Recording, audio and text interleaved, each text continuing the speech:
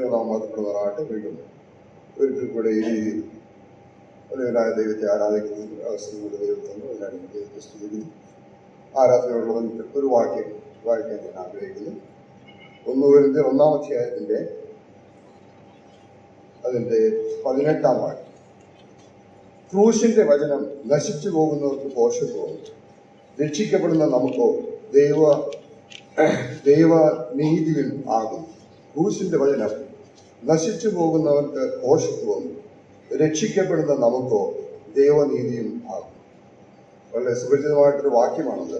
തുറന്നുള്ള വാക്യങ്ങൾ നാം വായിച്ചാൽ എന്തുകൊണ്ടാണ് അത് എഴുതിയിരിക്കുന്നത് എന്ന് കാണാൻ സാധിക്കും. അവിടെ രണ്ട് ആൾക്കാരെ കുറിച്ച് പറയുന്നുണ്ട്. ഒന്ന് യഹൂദൻ, ഒന്ന് യവനൻ.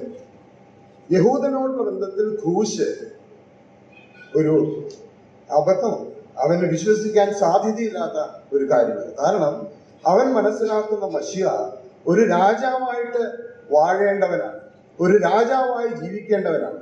ആ രാജാവായി ജീവിക്കേണ്ടവൻ ക്രൂശിന് മരിക്കുക എന്നുള്ളത് യഹൂദനോടുള്ള ബന്ധത്തിൽ അത് വിശ്വസിക്കാൻ ബുദ്ധിമുട്ടുള്ള കാര്യം. അവൻ ജ്ഞാനിയാണ്. ജ്ഞാനമുള്ള യവനൻ ചിന്തിക്കുന്നത് എങ്ങനെ ഒരു ക്രൂശിൽ മരിച്ച ഒരുവനെ എങ്ങനെ ലോകത്തെ രക്ഷിക്കാൻ സാധിക്കും, അല്ലെങ്കിൽ എങ്ങനെ അവന് രക്ഷിതാവായിട്ട് ആയിത്തീരാൻ സാധിക്കും. ഈ രണ്ട് ചിന്തകൾ നാം ഇതിനോടുള്ള ബന്ധത്തിൽ ചിന്തിക്കുകയാണെങ്കിൽ അവർ പറഞ്ഞത് ശരിയാണ്, അല്ലെ? എന്നാൽ ക്രൂശ് പൗലോസിലൂടെ പറയുന്നത് ഇങ്ങനെയൊക്കെ നിങ്ങൾ പറഞ്ഞാലും ഞങ്ങളോ ക്രൂശിക്കപ്പെട്ട ക്രിസ്തുവിനെ പ്രസംഗിക്കും. പ്രിയമുള്ളവരെ, നാം ഇന്ന് ഇവിടെ കൂടി വന്നിരിക്കുമ്പോൾ എന്റെ മനസ്സിലും കടന്നു വന്ന ഇത് തന്നെയാണ്. പലതും പറയുന്നുണ്ട് എങ്കിലും ഞങ്ങളോ അല്ലെങ്കിൽ ഞാനോ ഈ ക്രൂശിൽ പ്രശംസിക്കും. കാരണം എന്താണെന്നറിയാമോ? ആ ക്രൂശാണ് ദൈവത്തിന്റെ സ്നേഹം എനിക്ക് കാണിച്ചു തന്നത്. ആ ക്രൂശാണ് ദൈവത്തിന്റെ നീതി എനിക്ക് കാണിച്ചു തന്നത്.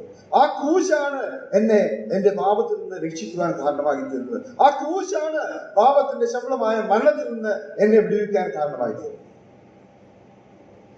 നാം ലോകത്തിന്റെ ജനതയെ നാം രണ്ടായി തിരിക്കുകയാണെങ്കിൽ നമുക്ക് എങ്ങനെ ചിന്തിക്കാം? ക്രൂശിന്റെ മെസ്സേജിനെ പൂർണ്ണമായിട്ട് അംഗീകരിക്കുന്ന ഒരു കൂട്ടവും അതിനെ നിരാകരിക്കുന്ന ഒരു കൂട്ടവും, രക്ഷിക്കപ്പെടുന്ന ഒരു കൂട്ടവും രക്ഷിക്കപ്പെടാത്ത ഒരു കൂട്ടവും. ഒരുവൻ രക്ഷിക്കപ്പെടുന്നു, അല്ല, നമ്മുടെ ഭാഷയിൽ പറയുകയാണ്, ഒരുവൻ രക്ഷിക്കപ്പെടുന്നു എന്ന് നാം പറയുമ്പോൾ he accepts the message of cross. അവൻ ക്രൂശിന്റെ വചനത്തെ പൂർണ്ണമായിട്ട് അംഗീകരിക്കുന്നു. എന്നാൽ ഒരുവന് അത് അംഗീകരിക്കാൻ സാധിക്കാതിരിക്കുമ്പോൾ, അവൻ അംഗീകരിക്കുന്നില്ല എന്ന് മാത്രമല്ല, അവന് രക്ഷപ്പെടുവാൻ യാതൊരു സാധ്യതയില്ല. അവൻ നിത്യമായ നാശത്തിലേക്ക് പോയിക്കൊണ്ടിരിക്കുകയാണ്. പ്രിയമുള്ളവരെ, നാം കേട്ടപോലെ ദൈവത്തിന്റെ വലിയ ആ പ്രവൃത്തിയെ നാം പറഞ്ഞു. നമ്മുടെ മുമ്പിലിരിക്കുന്ന മേശ നമ്മൾ വിളിച്ചിരിക്കുന്നത് തന്നെയാണ്. നമുക്ക് വേണ്ടി തകർന്ന നമ്മുടെ കർത്താവ്, നമുക്ക് വേണ്ടി ഒന്നുമല്ലാതായി തീർന്ന നമ്മുടെ രക്ഷിതാവ്, അതെല്ലാം നമുക്ക് വേണ്ടിയായിരുന്നു. അവന്റെ സ്നേഹം അവൻ ആ ക്രൂശിൽ കാണിച്ചു. പ്രിയമുള്ളവരെ, നാം ഇന്ന് ഇവിടെ കൂടി വന്നിരിക്കുമ്പോൾ അവനെ മരിച്ചവനായിട്ടല്ല, അവൻ ജീവിച്ച് എല്ലാ മഹത്വത്തോടും കൂടെ നമുക്ക് വേണ്ടി ജീവിക്കുന്ന ഒരുവനായിട്ട് നമുക്ക് അവനെ കാണാം. എല്ലാ സ്തുതിയും സ്തോത്രവും സ്വീകരിക്കാൻ യോഗ്യനായിട്ട്, അവനേക്കാൾ യോഗ്യനായിട്ട് ആരുമില്ല. ആ യോഗ്യനായ കർത്താവിനെ ആരാധിക്കുവാൻ ദൈവം നമ്മളെ തിരഞ്ഞെടുത്തു. ആ ദൈവ സ്നേഹത്തെ നമുക്ക് ഓർത്ത് അവനെ സ്തുതിക്കാം.